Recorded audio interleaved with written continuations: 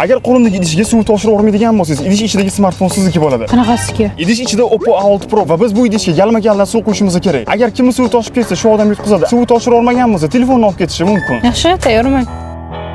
Qo'yishingiz mumkin.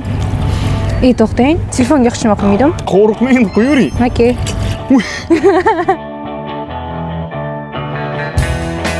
Ozgina qoldi. Xolisdan olib qo'ysangiz bo'ladi hozirdan yutqizganingizni. Siz yutqizasiz, hozir qo'ying. To'kiladi. Bo'ldi. Voy. Oxirida o'zim yutqizsami? Mahmudni toshdi уже. Уже oz to'kiladi. Yo. Ne, to'kilmaydi.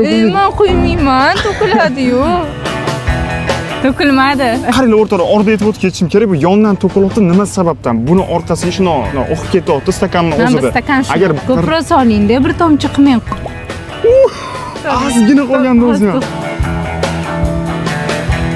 Давай. Ana to'kildi. Telefonni yoqib ko'rishingiz mumkin? Yonmayapti.